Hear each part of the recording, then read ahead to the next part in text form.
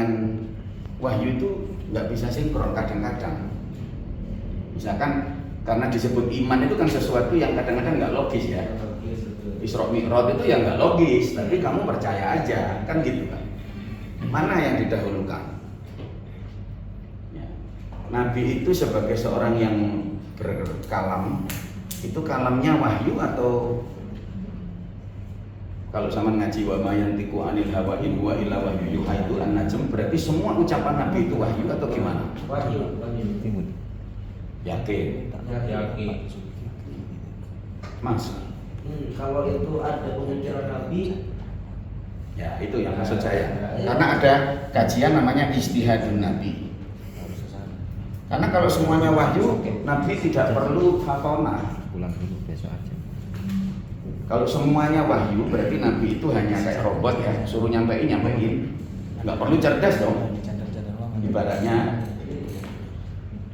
karena dia nggak perlu mikir. Nah kalau Nabi harus fatona, berarti dia butuh istihad ini. Kadang-kadang beliau pikirannya sendiri, dan ini bahkan di zaman beliau dulu sudah dipertanyakan oleh sahabat yang rotok kendel ya. Sama cari itu, ada sahabat yang bertanya, ya Rasulullah, ini mohon maaf, ini dari Allah atau pikiran Anda? Saat beliau nata perang itu ya, siasat itu kan berani sekali sahabat bertanya begitu. Ada apa kok nanya begitu? Karena kalau ini dari Allah ya udah kita nurut. Tapi kalau dari Anda, saya punya strategi yang lain. Kita pergi ke sana aja karena di sana itu ada sumurnya, sehingga kita kuasai tempat air. Terus Nabi mengikuti sahabat ini. Sama kan pernah dengar cerita juga Nabi dalam tanda petik ya. Apa bahasanya itu supaya tidak kasar, ya, supaya tidak membahasakan sebagai bentuk kesalahan. Masalah apa namanya takbirun nakhlah. Jadi Nabi berkata begini, iki kurma iki bagus kalau dikawinkan sama kurma itu. Nah sahabat yang mendengar itu memandang sebagai waduh wahyu, wangsit, sehingga dia lakukan persilangan dua entitas kurma itu, dua varietas kurma itu. Ketika sudah disilang ternyata tambah gagal panen, Mas. Nah ketika gagal panen itu akhirnya dia memberanikan diri bertanya kepada Rasulullah, ya Rasulullah, dulu engkau pernah mengatakan andaikan varietas A ini dikawinkan dengan varietas B akan baik. Ternyata sudah saya jalankan kok gagal. Dan itu Nabi Muhammad cerdas sekali ngelesnya itu. Antum alam. Iya, kata Nabi, emangnya aku insinyur pertanian? Urusan dunia, iya kamu lebih tahu lah. Aku ini Nabi. Masa aku kok takoni masalah apa pendapat tentang kurma? Itu jawaban Rasulullah. Antum a'lamu bi umuri dunia. Itu jawaban Rasulullah SAW. Yang mungkin kalau kita nggak sopan kita bilang kesalahan. Tapi berarti Nabi mikir, kan gitu kan? Makanya ada kitab namanya Ijtihadun Nabi. Apakah Nabi itu boleh beristihad atau semuanya itu wahyu? Kan begitu. Ini juga bagian dari kamu kalau di dalam analisa pemikiran Islam ini penting Mas mempertanyakan ini. Makanya tadi apa? Tradisi mengikuti wahyu atau wahyu mengikuti wahyu, ini teks ya maksudnya ya. Jadi yang dipandang pantas oleh orang Arab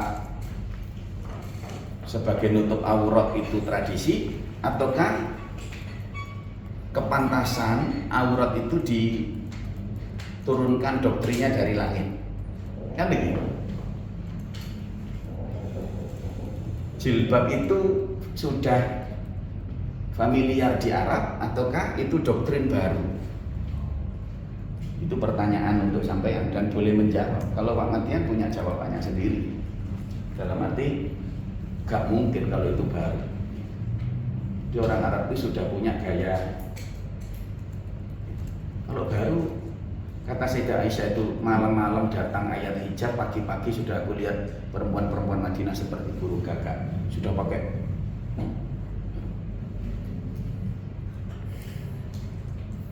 sudah menutup dirinya dengan kain hitam-hitam yang kamu tahu burung gagak itu kan kalau jejer nggak bisa dibedain antara satu dengan yang lain. Itu fashionnya orang Arab tuh. Bahwa wanita yang mulia itu yang nutup. Semakin kamu terbuka, ya itu berarti semakin rendah status sosialmu sebagai seorang perempuan. Gitu. Semakin terbuka itu. Tapi berarti ada ya wanita yang sudah cadaran dalam arti waroi hijab itu ada. Aku yakin ada karena itu yang disampaikan oleh Sayyidina Umar sebelum wahyu turun. Kata Sayyidina Umar kan begini, ya Rasulullah, mbok iya istri-istrimu itu kalau menemui orang-orang itu jangan tampil di depan begitu, supaya mereka bisa menemui mereka min waroi hijab. Karena orang-orang itu ada yang mesum-mesum juga, istrimu cantik-cantik kan. Itu usulnya Sayyidina Umar. Dan setelah usul begitu tiba-tiba turun ayat ya nisa an-nabi lastunna ka ahadin minan nisa. Loh berarti kultur bicara lewat hijab itu atau di balik hijab atau di balik tirai ya, itu sudah dikenal oleh orang Arab. Buktinya apa? Sayyidina Umar sudah punya ide dulu sebelum wahyunya turun. Itu ya, ini bagian dari hal multikultur dalam konteks kehidupan ya, dialektika wahyu dengan akal itu yang penting juga sangat. Jadi kalau di dalam NU itu kan sampean sudah didoktrin apa? Sumber agama adalah apa? Quran, hadis, ijma, kan gitu kan? Nah, ini kalau boleh kamu range ulang bisa ya, Quran hadis ini jadi satu karena hadisnya adalah wahyu juga kan gitu kan. Ini wahyu sumber agama itu ya, nomor satu. Yang nomor dua logika atau akal. Nomor tiga tradisi lokal atau tradisi Arab dulu. Kalau sudah nyampe di Indonesia ini kamu tambahi tradisi lokal karena ini sudah menjadi sumber ajaran juga. Karena ijma qiyas ini semuanya juga bisa berdasarkan ini. Logika.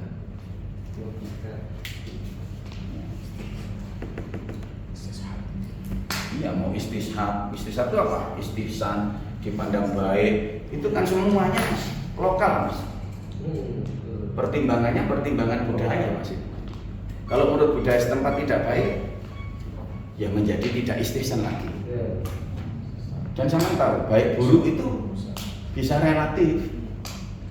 Zaman pakai sarung itu kalau di Mesir laki-laki itu buruk karena dianggap kamu bencong. Itu busananya perempuan. Sarung itu. Nah, tidak etik. Atau kemungkinan kedua adalah kamu habis bersetubuh sama istrimu. Itu busana itu. Kalau kamu keluar pakai sarung, kamu ini. Ya, ibadah. Iya, rambut basah biasanya. Di jawaban dia jadi jelek pak. Kenapa? Di jawaban dia dikira orang malas. Wah, iya, artinya kan itu kultur ya. Itu kultur. Padahal nanti kamu nyebrang ke Yaman semuanya sarungan. Kalau kamu pakai celana kamu dianggap orang yang bukan dalam tanda petik orang baik. Kamu pasti orang jahat gitu. Hanya dengan celanaan, bayangkan. Santri-santri Yaman itu tidak ada yang bawa celana. Apalagi kalau pakai jin di Yaman, waduh. Nggak kadoan juga. Loh, bayangkan itu kan etika. Ya. Kayak kamu bersendawa biasa di sini, di sebagian kultur itu hal yang sangat jorok, yang gitu kan. Makanya ini yang mana ini? Gitu. Sumber agama ketika sudah berhadapan dengan ini. Aku juga belum bisa jawab yang tadi itu, yang contoh yang paling real yang kelihatan itu. Kira-kira ya Hasyim Asy'ari saat itu pikirannya gimana ya? Ketika melihat atau menyetujui bunyai busananya, terlihat rambutnya, terlihat itu. Kecuali beliau dari awal sudah tidak pernah keluar Indonesia. Enggak kok, beliau itu mondoknya di Arab Saudi kok. Berarti tahu orang Saudi. Apalagi beliau itu madzhabnya Syafi'i, dan Syafi'i itu wajib cadar. Itu kira-kira apa yang dipikiran Kiai Haji Hasyim Asy'ari saat itu ya? Mungkin karena kain masih belum sebanyak sekarang. Bisa nggak kita kayak ngomong kayak gitu? Ya didobel toh Mas, kalau ada dua kan bisa dipakai dua. Mboten, maksudnya masih hal yang mahal untuk masa 1912 dengan 1923. Kalau dalam catatan sejarah yang mensyariatkan itu salah satunya Muhammadiyah dan Persis. Mensyariatkan apa? Untuk lebih bersyariat gitu. Muhammadiyah dan Persis waktu itu. NU belum. Ya menarik itu. Dan juga hal yang mahal untuk baju pada tahun segitu. NU punya misi yang lebih penting daripada terlalu ngurusi aurat. Tapi itu Masih belum prioritas. Itu fakta bagus ya. Tapi itu sampai modern loh Mas, ibaratnya itu Mas, sampai beliau itu kan ya juga sampai tahun berapa hidupnya? Itu pasca kemerdekaan sampai tahun 1970-an. Baru jilbab itu mulai berkembang Nah, iya. besar. Tapi sama bisa nggak menerima itu karena kain mahal? Sangat bisa, karena saya melihat Mbah Jazuli istrinya, Mbah Nyai Rodia itu fotonya juga gitu. Semua Mas. Miring masih. Karena kurang bahan atau karena bahannya mahal? Satu yang memang bahan mahal waktu Kalau itu. saya tidak bisa terima kalau Bahan mahal. Enggak semua orang bisa lah kalau beli bahan mahal. Iya. Saya melihatnya malah dari Ini spekulasi ya, karena itu kan faktanya sudah ada. Iya. biasanya masih belum Eh? fashionnya apa budaya berpakaiannya masih mengikuti tradisi Lokal. Indonesia. Karena dulu kalau zamannya Bapak Mbak itu pakai jari itu laki-laki, ketika masuk ke kantor pakai jari pakai udeng. Nah itu juga budaya. Sedangkan yang perempuan belum mengenal seperti di Turki ada apa, belum tercover informasi itu, sehingga kalimat baik, bagus, cantik itu ya yang agak muka-muka itu berbiasa. Iya.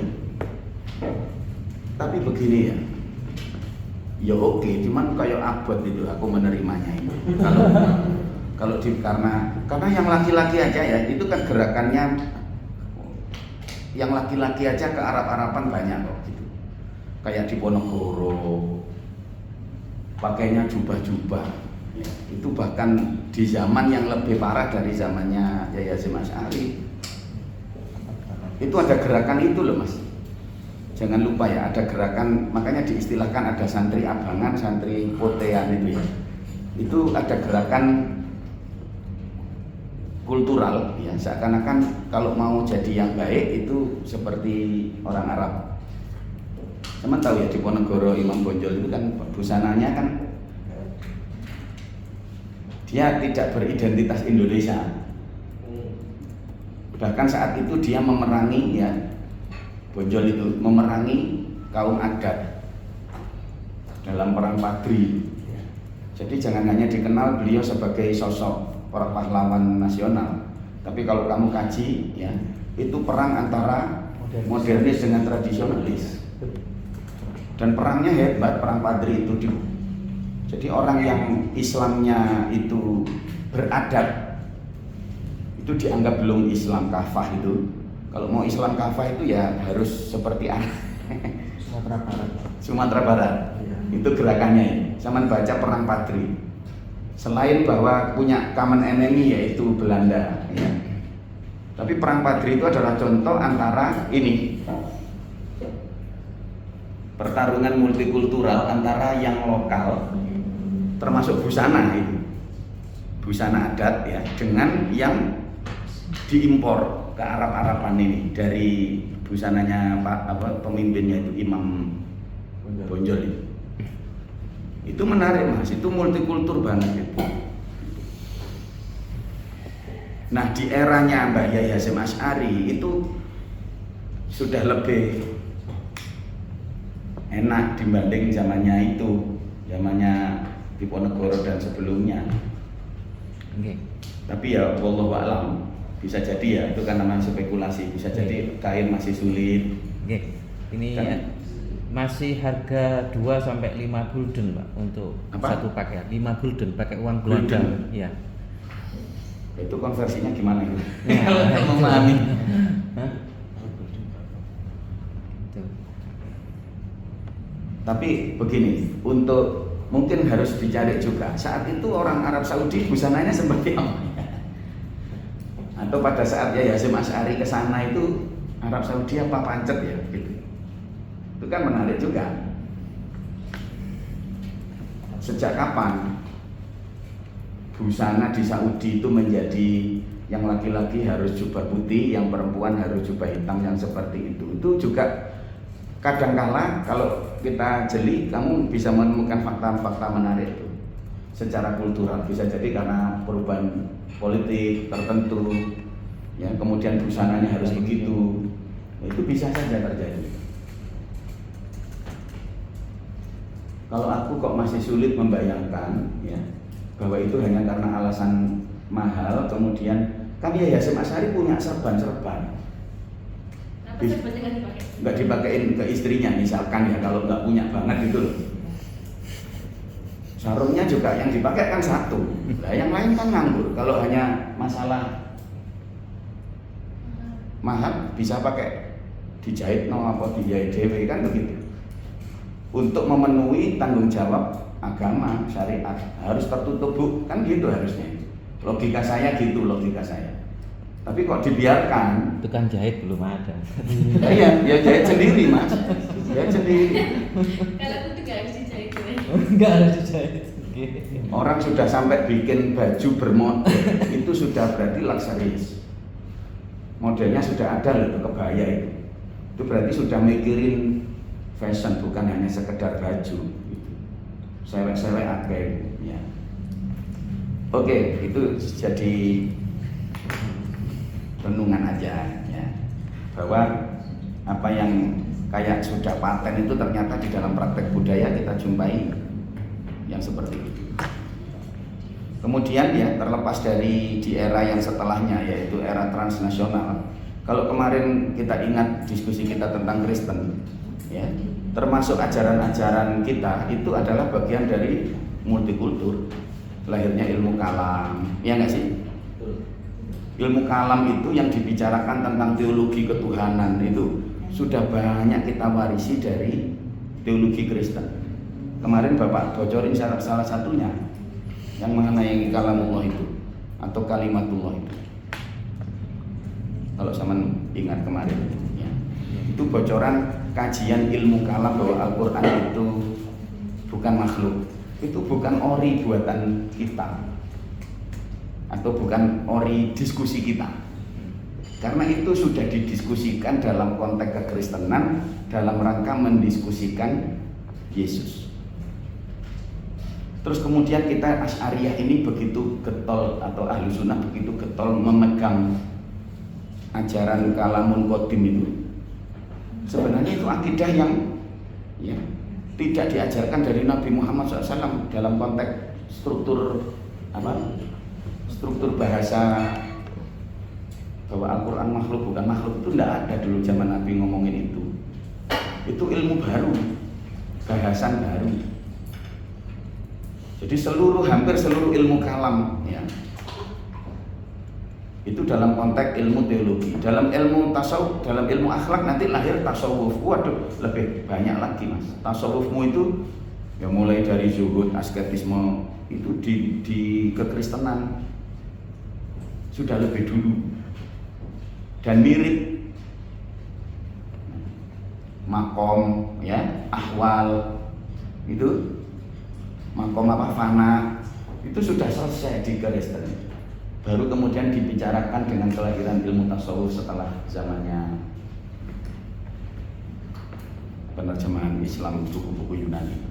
Itu belum lagi kalau sampean mau ke ilmu-ilmu yang non agama seperti ya siapa Ibnu itu, ya, peradaban dunia itu, ya.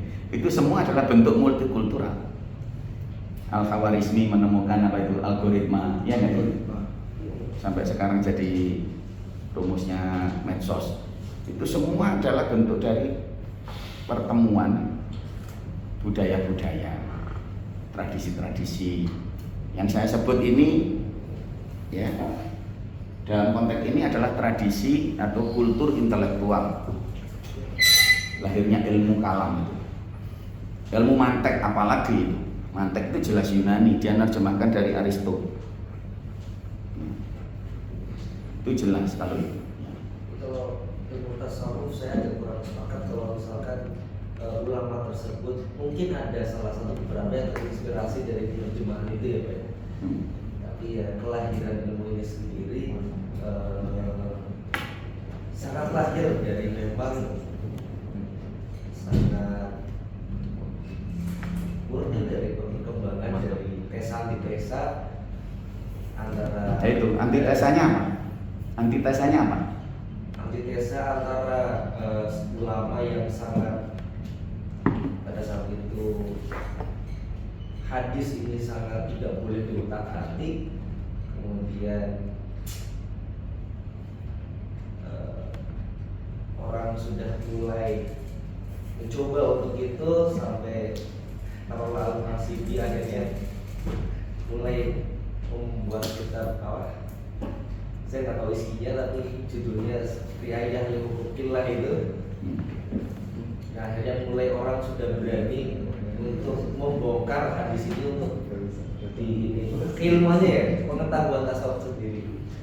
Tapi kalau bicara asketisme dan sebagainya itu 10 dekade sebelumnya kita sudah mengenal dan sebagainya itu terjadi secara mungkin yang secara pengalaman individunya ini. Ya, kalau itu jelas Mas. Kalau pengalaman spiritual itu jelas ya otentik bahkan masing-masing orang.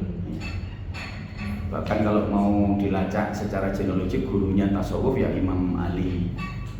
Semua ke Sayyidina Ali itu tasawuf itu ilmu. Tapi konstruksi bangunan tasawuf sebagai ilmu itu sampai tidak bisa menutup mata itu.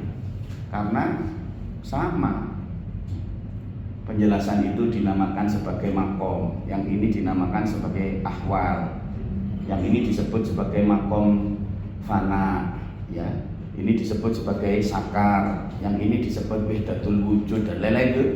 Semuanya itu adalah karena persinggungan atau perjumpaan apa yang dialami oleh umat Islam dengan pengetahuan yang dari ya. Jadi misalkan di era tabi'in itu atau bahkan di era sahabat itu banyak sahabat yang sebelum masuk Islam sudah pinter. Contohnya Ka'bul Ahbar, ya, seorang Yahudi yang ahli, memang pakar di bidang Taurat. Nah, ketika masuk Islam, ya dia bukan berarti nol kan. Maka pengetahuan Injili yang dia kuasai itu, ya, dia pakai untuk mengeksplorasi agama baru yang baru dia anut, Islam itu. Makanya nanti muncul namanya Israiliyat, ya, atau pengaruh Judeo-Kristiani misalkan di dalam Islam. Itu adalah multikultur yang nggak bisa ditepis. Ya. Oke, mungkin ada yang lain, Ustaz Thorik. Sampai nanti terakhir ya, mungkin besok itu kita akan bicara yang di konteks modern, ya. Di konteks modern ya wis mulai eranya dimulai dari zamannya modern, dari 3 serangkai Jamaluddin Albani, Muhammad Abdul Rasid, itu pemikir-pemikir baru itu. Apalagi kalau kamu sebut Hasan Hanafi, Argun dan lain-lain, itu jelas multikulturnya malahan itu. Karena tradisi yang seperti itu.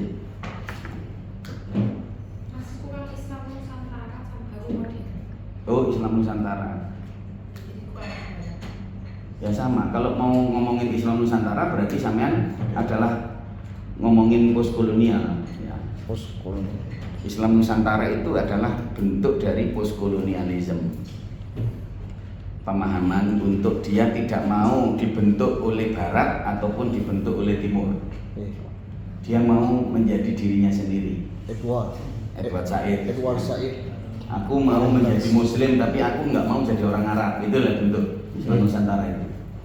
Aku muslimah yang baik tanpa harus agar kayak busananya orang Arab. Aku pakai kebaya aja. Itu bentuk-bentuk resistensi dari Islam Nusantara yang dia menyadari bahwa menjadi Islam itu tidak harus menghilangkan identitas dirinya. Itu multikultur versi yang postkolonial itu. Salah satunya adalah bentuk Islam Nusantara ini. Dia mau jadi orang Melayu, misalkan Malaysia bajunya kebaya, ini sudah Islami nih, jangan disuruh jadi daster itu, orang baju kurungnya Malaysia itu misalkan. Karena yang begitu dianggap sudah pantas. Nah, bisa jadi itu bagian dari penafsirannya Pak Kures tadi itu juga. Karena tidak harus kayak gitu nutup auratnya gitu. 10 itu tidak hanya 5 tambah 5 ibaratnya. Pak Kures mungkin ya maunya ini juga menutup aurat tentunya. Misalkan wanita namanya Asma Barlas ya, dia nulis buku namanya Believing Woman in Islam. Ya, dia mengatakan jilbabnya nggak harus begini tapi dia pakai ini ya, pakai serban gitu. Jadi yang penting lekuk tubuhnya udah enggak, tapi dia nggak pakai kerudung. Itu golongannya orang liberal itu ya. Itu punya penafsiran yang macam-macam. Itu juga bentuk dari postkolonialisme. Kajian multikultur yang menggunakan semangat atau kerangka berpikirnya itu postkolonial. Dia tidak mau dibentuk, ya. Dia hanya mengambil esensinya atau pesan-pesan Kalau pesan kayak makosidnya, ya. Kalau kayak Aminah Wadud itu Sama itu barisannya itu. sampai kemudian jadi Imam. Iya. Imam sholat. Iya. Itu bentuk dari resisten. Karena dia pandang bahwa ajaran Islam yang ada ini mencerminkan budaya Arab, sehingga wanita harus di belakang, wanita harus karena itu cerminannya wanita Arab gitu loh. Sedangkan dia merasa aku bukan orang Arab gitu. Dan kalau Arab dia tidak berada di public space atau spare ya, dia hanya di private atau domestik. Sholatnya di belakang sendiri atau di rumah, bahkan di bagian yang paling dalam dari rumahnya. Itu orang Arab. Sedangkan aku ini dosen, katanya Aminah Wadud kan begitu. Aku sudah tampil di publik. Jadi kalau aku punya kapasitas pemahaman agama, masa aku harus berdiri jadi makmum di belakang seorang laki-laki yang baru bahkan belum balik. Mumayyiz itu kan begitu ya, konstruksi fikihnya kan gitu ya. Kalau ada laki-laki yang bahkan belum balik pun di belakangnya ini bunyai gitu ya, maka tetap yang jadi imam siapa? Yang laki-laki yang mumayyiz itu tadi. Mumayyiz itu belum balik, cuman dia ngerti ini enak, ini enggak enak gitu dong. Aminah Wadud protes, aku nggak mau agamaku dipahami seperti itu. Orang aku yang sudah paham agama, sedangkan dia ini masih balik aja belum kok. Dia nggak bisa apa-apa hanya karena dia punya penis gitu ya. Masa dia harus ya itu kritiknya begitu. Aminah Wadud. Sama dengan orang yang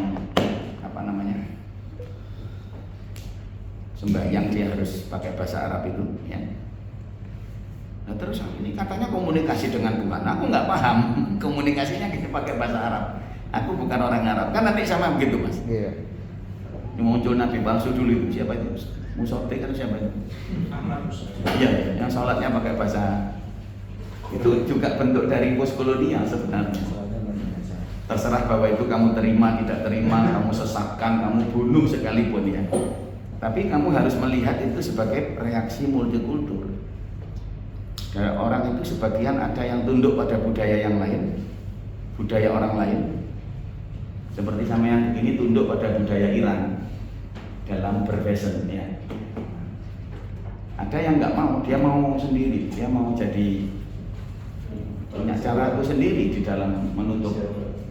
Nah, itu terserah responnya. Tapi bahwa kemunculan Islam yang begitu tadi adalah bentuk dari konsekuensi multikultural, tidak bisa dihindari. Karena Islam yang di Mekah dulu sudah harus berada di Telogomas saat ini, maka orang Telogomas gimana?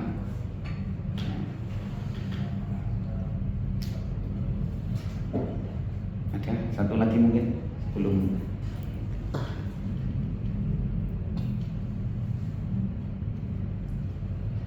Ini untuk Islam sebagai agama itu ya. Sebagai apa? Sebagai agama dan Islam mulai Islam sebagai apa lagi? Saya terangkan dulu. Oke. Saya punya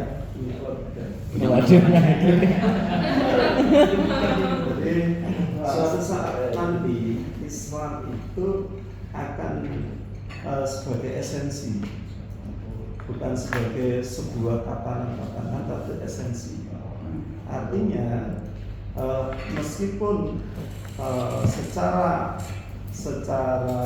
KTP atau secara administrasi dia bukan Islam, tapi esensi ajarannya ya Islam, sehingga ini bisa menjadi sebuah jawaban di akhir kiamat itu banyak orang Islam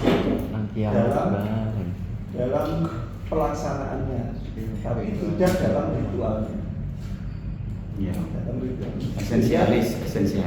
Esensialisnya. Nah, seperti yang disampaikan tentang waduk tadi ya.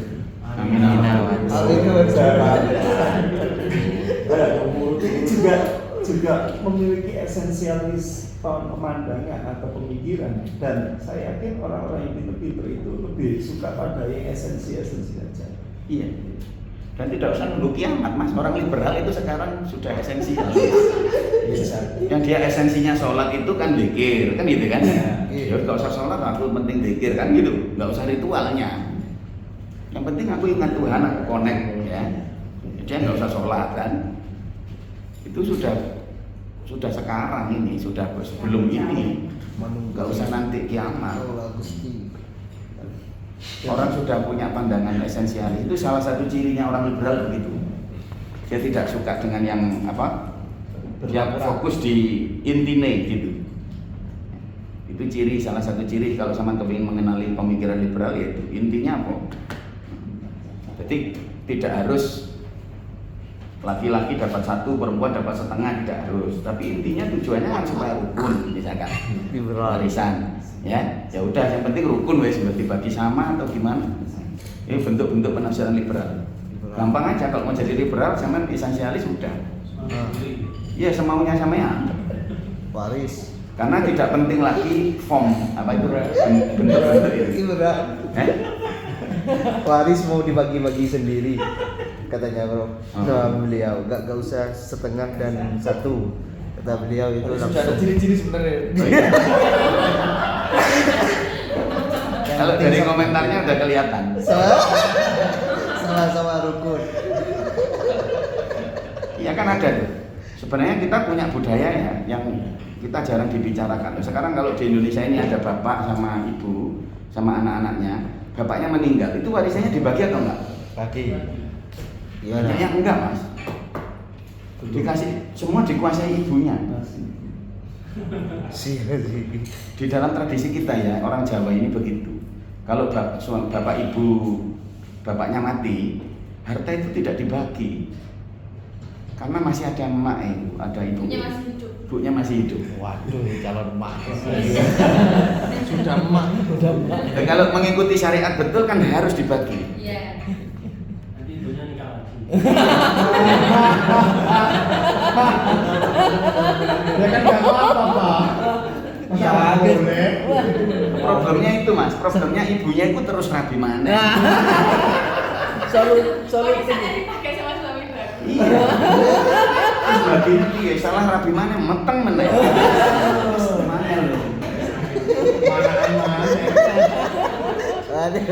Coba sama perhatikan di tetangga-tetangga kita aja lah. Kalau suaminya meninggal dibagi nggak warisan lah enggak? Ya udah sama ibunya sekarang. Untuk biaya operasional Itu tradisi loh itu. Sebenarnya bukan tradisi sih loh, cuman kalau rumah gitu, kalau ini dibagi lah ibu neng diwa gitu permasalahannya. Lah iya, tapi kan kita bisa melihat itu bahwa memang kayak gak cocok gitu loh. Kalau langsung dibagi ya opo kan gitu. Oke. Karena rumah itu adalah bagian dari harta, mungkin yang terbesar ya di rumah. Iya, rumah. Kan gitu. Coba kalau sama mengikuti syariat betul, sebenarnya ya di aturan waris harus dipecah mas ibu mas. Bapaknya mati berarti mboknya terusir, kudu tuku omaannya. Oh, bahaya. Loh iya, konsekuensinya kan gitu. Nggak ada. tidak manusiawi. Dan tidak manusia. Itu kultur sih enggak dalam tanda petik angel diterapkan di sini mas.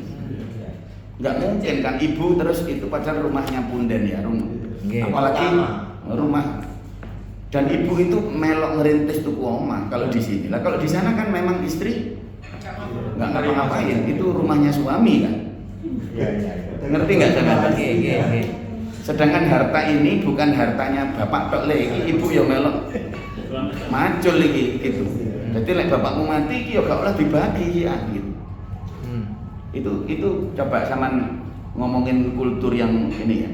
Bahwa ada ajaran kultural ya kaitannya dengan warisan itu yang tidak mudah untuk diterapkan secara kitab hitam di atas putih kayak di juru kitab itu di sini. Itu yang paling simpel. Itu belum kalau yang meninggal ibunya loh ya. Tapi biasanya dibagi duluan. Itu di mana dulu? Mungkin aja. Dibagi duluan. Di Jawa juga ada tapi Jawa ada. Di Jawa nggak banyak. itu ada, maksud saya itu ada gitu. Apalagi yang sudah punya kesadaran ilmu waris yang Biasanya yang tidak dibagi duluan itu kalau hanya sebatas dia punya panah 9 panah, kemudian itu aja yang dimiliki, biasa sulit juga. Biasa di tempat sama kayak di sini. lah ya itu ada kultur tuh. Kan Apalagi rumah yang ditinggali ibu itu kan nggak mungkin mas dibagi wong orangnya masih hidup. Ya sakit hati. Jelas. Kan dia suami istri tinggal di situ emang. Bapak ibu kita di situ rumahnya. Dia bangun dulu berdua. Ainun dan Kang Ibi. Kan gitu kan? Terus Habibie mati. Itu nggak mungkin kan itu dibagi ke anaknya berapa, Ainun dapat berapa, nggak bisa. Sama sekali nggak bisa. Makanya itu sangat kultural. Akhirnya kembali ke esensial. Nah, ini laki-laki liberal ini. Karena kalau dipaksa mesti berdarah-darah nangisnya ibu itu. Berdarah daging. Ya, sulit mempraktekkan itu sulit. Ya, itu contoh ya, yang bahwa bisa jadi yang di Arab itu tidak bisa dipakai di sini secara serampangan. Kayak contohnya ayat apa? Dihar, gimana makainya di sini? nggak ada. Ayat dihar itu gimana makainya? Tidak ada. Karena budayanya nggak ada di sini. Oke. Dan orang-orang yang mendihar yuhud nisa'in tarabusu arba'ati asyhur itu ya. Jadi orang Arab itu kalau jengkel sama istrinya, dia akan mengatakan punggungmu seperti punggung ibu, kan gitu. Yang itu punya konsekuensi hukum, dia nggak aku kumpulin lagi, nggak aku, tapi juga tidak aku cerai. Gantung, dan itu kan kedoliman. Makanya orang yang mendihar istrinya itu dosa, kan gitu. Itu yang baru dari Islam kan gitu. Kalau kamu nggak suka ya udah cerai supaya dia bisa dinikahi orang lain. Amin. Kan gitu. Oh, masalah ujungnya ke sana, Pak. Waduh. Ada yang mengharapkan perceraian apa?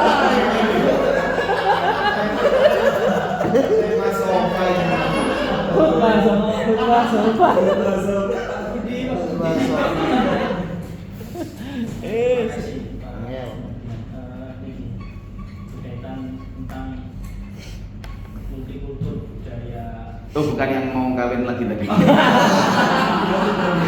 Saya Oh ganti tuh. Oke, dilaporkan. Kenal lah, kenal. apa? Aman Pak. Oke. Punya ya. Berkaitan dengan multikultur budaya berpakaian orang Indonesia. Iya. Kalau kita mendiskusikan datangnya Islam yang dibawa oleh Rasulullah, itu kan memang kayak Nabi itu tentu berdasarkan wahyu dari Allah, sehingga segala macam hal ada istiadat sedikit demi sedikit diakulturasi. Seperti contoh mahar ada awalnya apa jadi untuk istri, banyak sekali termasuk bihar itu tadi akhirnya menjadi syariat seperti itu, dan itu memang bentuk apa pelan-pelannya Islam tadarruj ya, di bertahapnya Islam mengatur kehidupan manusia seperti itu. Nah, menyambung apa yang disampaikan Pak Mansur tadi, kalau di zaman dulu memang sing terakhir. Kain itu mahal, kemudian Sulit juga. sulit didapatkan. Lalu Kiai Hasyim Asy'ari itu datang sebagai kiainya kiai di zamannya. Lagi-lagi ini spekulasi sih memang. Gitu. Kalau kita perlu jawabannya pasti ditanya beliau mungkin gitu. Nah, bisa jadi itu bentuk sikap kearifannya Kiai Hasyim Asy'ari, yang mana istri beliau menjadi rujukan masyarakat Islam di zamannya, yang awalnya cuma pakai kebentuk, kalau langsung dipaksa pakai baju yang sangat tertutup seperti ini, itu sangat sulit sekali. Ekstrim. Memberontak. Maka perlu tahapan dalam dakwah, dan memang dalam merawat atau merawat masyarakat yang sangat majmuk itu kita nggak bisa terlalu dikritisi, sehingga beliau mempunyai kearifan. Oke, masalah Allah bisa jadi ya seperti ini, seperti yang kita lihat biasanya seperti itu. Itu yang pertama. Yang kedua, kita juga mungkin perlu tahu sejarah fotografi. Jadi fotografi itu kalau saya googling munculnya di tahun 18 sekian gitu. Terus Kiai Hasyim Asy'ari juga lahir di tahun 18 sekian, yang itu sangat berdekatan lahirnya fotografi itu. Entah di zaman tersebut itu fotografi sudah sangat umum atau tidak, Allahu a'lam. Tapi yang jelas kalaupun berdasarkan analisa saya sekilas nih, adanya fotografi di zaman tersebut itu tidak digunakan sebagaimana saat ini yang dipajang sampai di rumah, dipajang di medsos atau sejenisnya, tapi untuk konsumsi pribadi seperti itu. Malah saya punya analisa karya, bisa jadi Mbak Hasyim Asy'ari kalau tahu istrinya difoto lalu dipajang di mana, beliau marah karena pada zaman itu, lagi-lagi spekulasi, bisa jadi hal-hal seperti itu tidak hal yang umum, tapi untuk kalangan tertentu saja, ya, di rumah atau sejenisnya. Dan itu yang pertama. Kemudian yang kedua, berkaitan dengan auratnya laki-laki, yang itu tadi disebutkan hadis yang sahih diriwayatkan yang dipilih sebagai ashah oleh Imam Ibnu Hajar. Nah, itu kalau ditelusuri secara kajian analisis hadis yang sangat mendalam, bila lagi kita nanti ini dihadapkan pada fenomena multikultur yang ada di sekitar kita. Jadi kalau auratnya laki-laki itu justru malah Syafi'i, Malik, dan Hanafi sepakat kalau laki-laki itu mabena surah wa rubah. Di situ hanya dinukil waqala qaumun. Jadi hanya beberapa kaum yang itu indikasi kuatnya adalah mazhab Hambali. Mereka mengatakan aurat itu sautatan, yaitu dubur dan kubur. Dan kalau kita analisis betul, berarti jumhur yang mengatakan auratnya laki-laki itu mabena surah wa rubah. Sementara bagaimana pendapatnya Ibnu Hajar yang itu menganggap hadis sautatan itu asoh gitu. Kalau kita kembalikan ke kajian fikih yang apa ini jenenge Klasik. klasik, kemudian multikultur pemikiran fikih sendiri juga sangat beragam. Kata-kata al-asah sendiri di dalam mazhab Syafi'i itu bukan kok ini lebih sahih dari yang ini, tapi ada dua pendapat yang sama-sama kuat, yang ini difatwakan, yang ini tidak difatwakan. Jadi asah itu muftabihi, kalau mukhabilul asah itu tetap diamalkan tapi tidak muftabihi. Tapi lagi-lagi kita kembali ke konsensus fikih sendiri. Oh ternyata Ibnu Hajar Al-Asqalani itu bukan termasuk mujtahid fatwa seperti Imam Nawawi dan Rafi'i. Sementara Nawawi sendiri itu sudah mentarjih bahwasannya auratnya laki-laki dan perempuan, auratnya laki-laki itu adalah nabaina surah warubah. Saya kira itu sekilas untuk menyikapi masalah aurat tadi itu sendiri. Seperti itu. Nah, misalnya tadi ada pendapat atau kita menjumpai di lapangan ada orang itu pakai kotek karton pas sholat, ya kita bisa mengatakan ya sah saja secara mazhabnya Hambali, selesai. Jadi bukan sampai menyatakan itu tidak Islam atau sejenisnya, bahkan ini masih diperdebatkan karena ada hadis yang mengatakan ini, ada hadis yang mengatakan ini, tidak kita lantas-lantas di satu sama lain, tapi kita lihat itu pendapat fuqaha yang lebih tahu bagaimana asbabul wurud dan mengkaji antara satu kaul dengan kaul yang lain, dan selesai seperti itu. Jadi termasuk kearifannya di Hasyim Asy'ari, kalau kita kaji secara general mungkin beliau mengikuti pola yang tadarus pelan-pelan, karena misalnya saya punya adik perempuan yang dia tidak berkerudung, kemudian saya minta dia untuk langsung pakai cadar, waduh itu kan repot kalau seperti itu. Maka pun tadarus dalam menyikapi fenomena sosial di masyarakat. Mungkin seperti itu. Iya. Semua seperti Tapi kemudian ada dasarnya semua. Semua ada dasarnya juga. Ketika berbicara itu semua berdasar, hanya saja yang lebih lantang, lebih sering seperti itu akan menjadi konsumsi publik dan bisa diyakini. Ya seperti kita ini, bahwa siapa yang berpromosi lebih sering, lebih cepat, lebih mahal di saat-saat yang mahal itu akan teradopsi oleh masyarakatnya. Kalau memang ini dalam dunia komunikasi semua seperti itu. Masuk di FYP ya, yang paling. Tapi mazhab Hambali memang boleh ya, yang syau'atan sah sholatnya. Apa sama yakin? Mazhab Hambali dengan menutup syau'atan sah atau enggak? Kita perlu tanya ke muftinya. Enggak. Ya itu tadi loh maksud saya. Itu saya kira hadisnya dari mazhab Az-Zahiri ya. Nah, Abu Dawud. Kalau itu di dalam mazhab malah nanti katanya enggak NU katanya. Enggak, maksudnya Enggak apa-apa. Nah, saya kepingin tanya apa iya Imam Hambali itu tadi.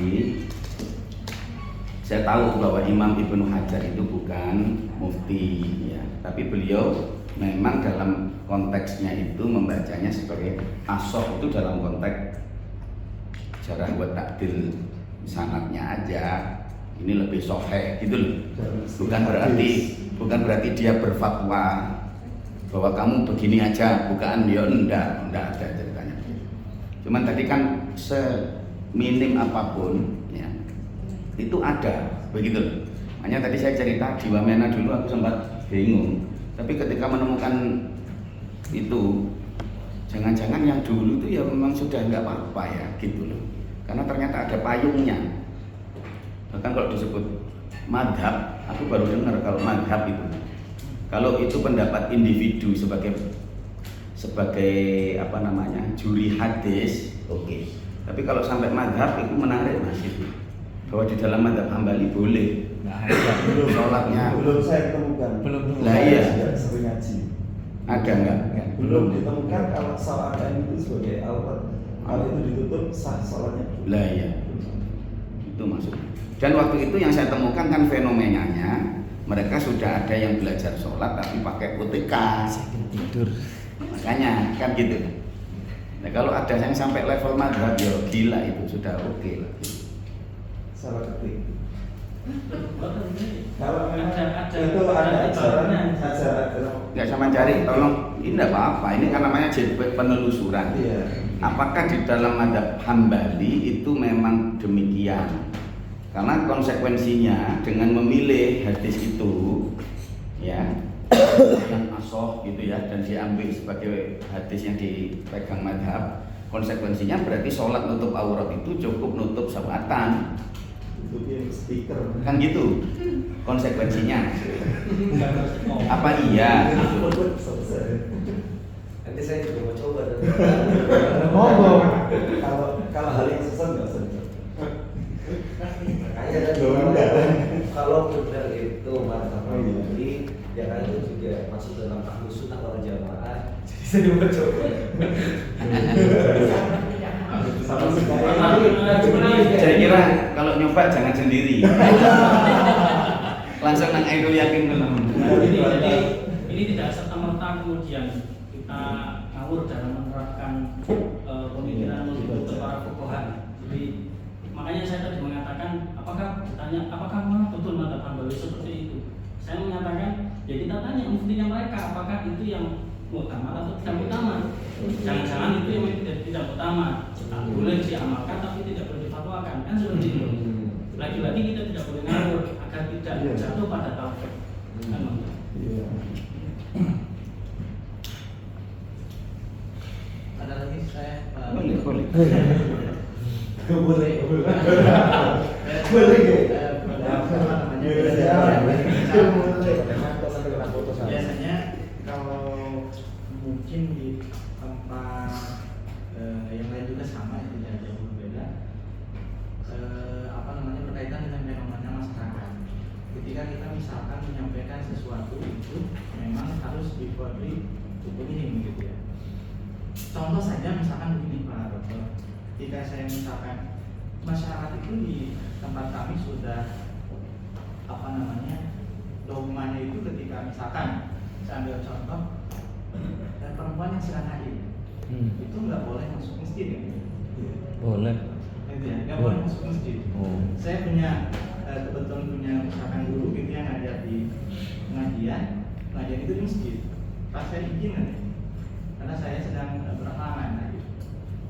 Padahal kalimat yang kita baca itu di madzhab Syafi'i misalkan itu kan inkhofat, tawisahu kan? Tawisahu, ya. Jadi kalau seumpama takut berceceran gitu kan? Dikhawatirkan. Nah masalahnya sekarang kan sudah Software. ada kan? Ada roti itu kan? Kok gini Pak? Roti. Sekarang gini. Nah itu Pak. Roti tak. Ya, di masa Roti itu masih roti tawar. kan kalaupun sekarang sudah ada itu untuk proteksi itu tetap aja usaha kalau ke masjid itu saya kotor gitu contohnya di masyarakat karena memang buat-buatnya mungkin doktrin gitu. PR-nya jenengan. Kalau yang lainnya rekan-rekan pasti juga banyak masyarakat itu Pak Mungkin dia nggak tahu. Ya apalagi fikih gitu ya. Namanya fikih itu ya bahkan fikih itu bukan ngomongin yang realita ya. Fikih itu kadang salah satu kritik Yusuf Qaradawi itu kadang fikih itu kebanyakan iftirodiyat ini ya. Iftirodiyat itu mengada-ngada gitu loh. Misalkan menyentuh kemaluan itu batal. Lau. Misalkan kamu ada penis keleleran di jalan raya misalkan. Terus kamu sentuh. Kan fikih itu banyak itu ya. Itu santri-santri jadi membayangkan kan, gitu. Dan kita fikir itu tebal dengan yang begitu-begitu. Kadang masalahnya itu memang kemungkinan bisa ada tapi sangat itu yang disebut dengan iftirodiyat ya. Iya, di Wahab juga ada. Di Wahab juga ada. Farji kayak pintu. Kalau kita masuk itu apa dihukumi? Apakah dihukumi? Nah, iya. Soal waman tawalla dari rumah gitu ya. Orang kawin sama babi misalkan, terus anaknya jadi babi apa ya apa kan gitu kan. Bisa ditempati sini.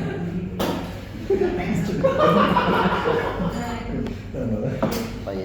Oke. Sampun. Sudah mulai multikultur. Jadi sama kabari kalau minggu depan masih libur berarti minggu depannya lagi ya.